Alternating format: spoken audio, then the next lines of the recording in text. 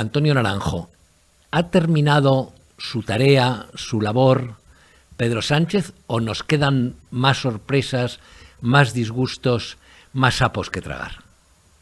Yo creo que acaba de empezar.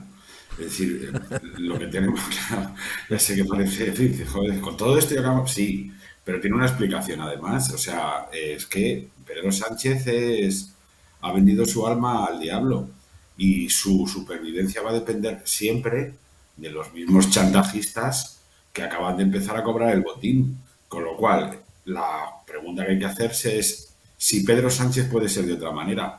Y la respuesta es no. Con lo cual, si Pedro Sánchez sigue siendo presidente del gobierno esta legislatura y la que viene, seguiremos viendo cómo a todas estas vergüenzas, abusos, excesos que está cometiendo, deformando la ley, deformándolo todo a su antojo, serán el preámbulo de las siguientes. Y las siguientes serán, pues, aplicar los parámetros ideológicos de Podemos y aprobar de la manera que sea los parámetros territoriales de Esquerra Republicana de Cataluña y de Bildu, porque no tiene otra alternativa. O sea, Pedro Sánchez es el producto de una moción de censura con esos socios, es el presidente derivado de esos mismos socios y será el presidente producto de las exigencias de esos mismos socios, con lo cual él no tiene alternativa. La gente tiene que saberlo, que esto es el comienzo mientras Pedro Sánchez sea presidente.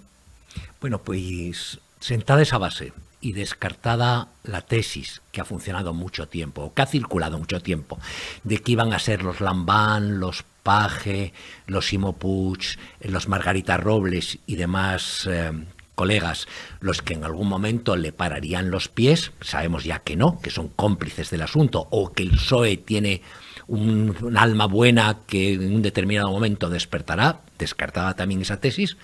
Solo nos quedaba en principio una que se ha repetido mucho, que es la de Europa. Europa le va a frenar. Ya sabemos que Europa no va a frenar nada porque no ha frenado nada en ningún sitio y nunca. Entonces, ¿qué debemos hacer?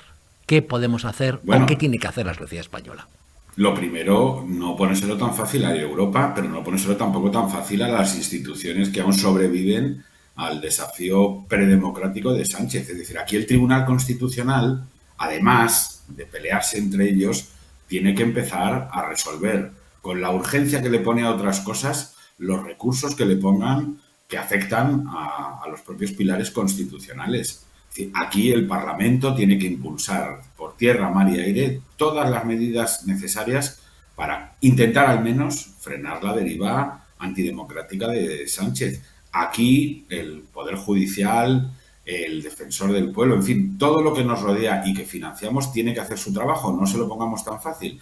Y luego en Europa exactamente lo mismo. Europa tiene perfectamente previstas herramientas para evitar que se devalúen el Estado de Derecho en cualquiera de los países miembros. Y tiene además herramientas financieras. Lo que no puede ser es que esa petarda peligrosa llamada Gertrudis, ¿no? De segundo Sí, nombre. Gertrudis, Von der Gertrudis. Leyen, pues esto, Gertrudis, se dedica a ponerle ojitos y a hacer manitas con Pedro Sánchez cada vez que le ve y soltarle el dinero que le suelta mientras renuncia a aplicar lo que la propia Comisión Europea tiene fijado en sus estatutos, ¿no? Que es un escrupuloso respeto al Estado de Derecho y a la separación de poderes. Entonces, ¿para qué pagamos a tanto parlamentario? ¿Para qué tenemos 7 instituciones europeas?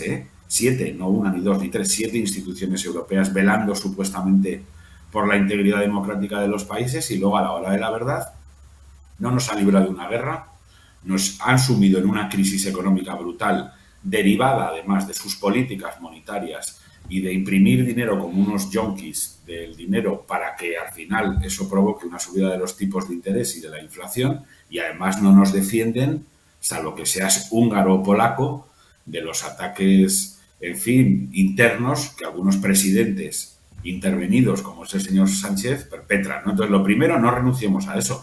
Y lo segundo, pues, yo creo que a Sánchez, a la democracia se la defiende con democracia, Alfonso. Es decir, todos esos delirios de no, es que a ver si aquí esto está justificado casi todo. No, no es verdad. Hay que defender a la democracia con democracia. Y si eso nos lleva a tener que esperar a un año para que haya elecciones generales y poderle echar a este señor con los votos, pues tendremos que esperar un año. Y a mí lo único que se me ocurre es, mientras tanto, hacer cada uno en nuestro ámbito lo que podamos. Pues los analistas políticos, explicarle a la gente lo que hay y advertirles de las consecuencias que puede tener, la sociedad civil protestar en la calle, los pocos medios de comunicación independientes y críticos que hay en este país, hacer su tarea y, desde luego, que los partidos políticos hacer la suya y que estén más pendientes de que tengan claro los ciudadanos lo que está haciendo Sánchez, que de competir entre ellos por un número de votos determinado. Has citado las elecciones y ahí es la pregunta. Es decir, ¿tiene un desgaste electoral para Sánchez toda esta serie de tropelías que está perpetrando? Es decir, no ya los indultos, que quedan casi en el pasado, aunque son muy recientes, el cambio de la legislación, el cepillado del Código Penal y de la mano tendida a los corruptos, las pifias con las leyes que ponen en la calle a violadores, el escándalo del marido de Calviño, colocado a dedo y de mala manera, el que hasta, digo, y aunque toca un poco lejos, que los ladrones últimos en la Unión Europea encima sean socialistas, aunque la agencia EFE digan que son de derechas, que es otra cosa acojonante, pero bueno. ¿Tiene un desgaste, tiene un coste? Sí, claro que sí.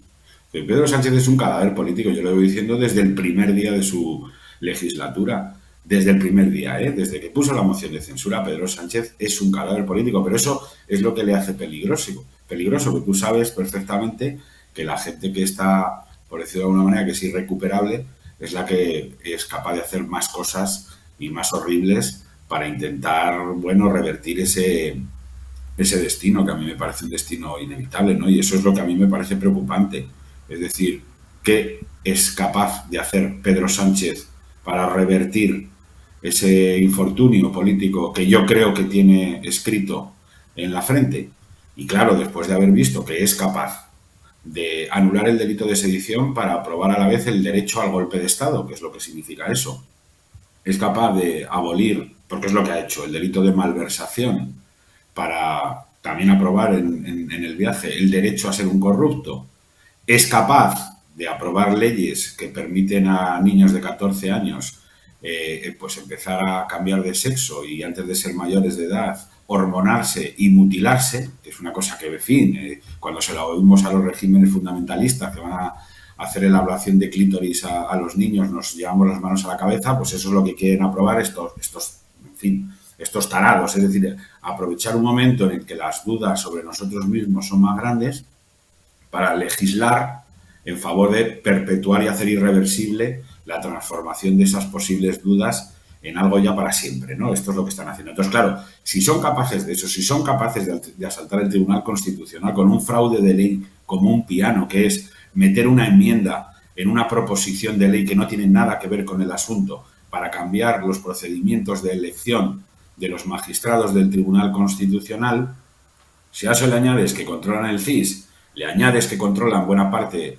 de los medios de comunicación, le añades que también han tenido mucho interés en meter a los suyos en Indra, pues es razonable preguntarse si Pedro Sánchez va a ser capaz de respetar los procedimientos democráticos y electorales que, en fin, en una constitución como la nuestra, garantizan que el voto del ciudadano libre y real se traslade al recuento electoral, ¿no? Entonces, yo creo que tenemos que estar, no digo que eso vaya a pasar, yo hasta antes de ayer lo consideraba imposible, pero sí que creo que con este presidente tenemos que vigilarlo absolutamente todo, porque creo que es capaz de casi todo.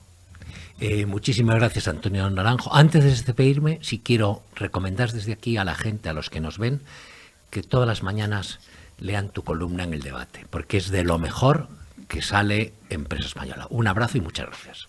Ay, pues muchas gracias, maestro. Un abrazo a ti. Cuídate.